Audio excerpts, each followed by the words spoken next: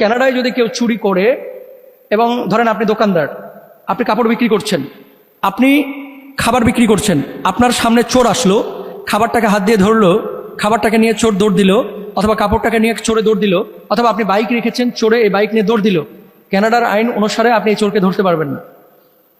চোরকে ধরতেও পারবেন না, চোরকে মারতেও পারবেন না। আমরা তো ইচ্ছা মতো প্রথমে পিটাই চোর ধরার পরে। কেন? যে আমার জিনিস তুমি নিচ্ছ কেন, তাই না? কুরআনুল কারীমে আল্লাহ সুবহানাহু ওয়া তাআলা কি বলছেন? 6 নম্বর পারা 14 নম্বর পৃষ্ঠা, ওয়াসারিকু ওয়াসারিকাতু ফাকতাউ আইদিয়াহুমা জাযাআন বিমা কাসাবা নাকালাম মিনাল্লাহ।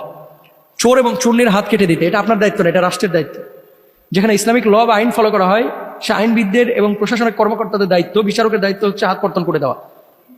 দেখেন বাংলাদেশে যত চুরি হয়, বাংলাদেশের কথা আমি পরে বলতেছি, কানাডার যে আইনটা বা যে কথাটা উনি লিখেছেন এটা সত্য।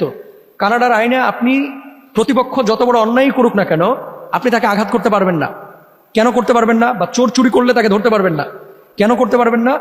এটা একটা বিষয় হচ্ছে একে অপরকে আঘাত করা, এটা নিষিদ্ধ। 2 নম্বর বিষয় হচ্ছে প্রত্যেকটা দোকান কিন্তু ইন্স্যুরেন্স করা থাকে, অর্থাৎ চোর যেটা নিয়ে যাচ্ছে সিসি ক্যামেরায় সেটা কিন্তু দেখা যাচ্ছে যে কোন চোর কিভাবে এটাকে চুরি করলো। আপনার দোকান থেকে যদি 5 সেট জামা বা সালোয়ার কামিজ চুরি করে নিয়ে যায়, এই 5 সেটের তথ্য যখন আপনি পুলিশকে দিবেন, কানাডিয়ান পুলিশকে, এই পুলিশ তখন কি করে, এই 5 সেট কাপড় ওই ইন্স্যুরেন্স কোম্পানির থেকে আপনাকে আদায় করে দেয়, মানে তারা কিনে দেয়। আর এই চোরকে শাস্তি দেওয়ার দায়িত্ব হচ্ছে পুলিশের। সুতরাং আপনি আঘাত করতে পারবেন না, এটা সত্য।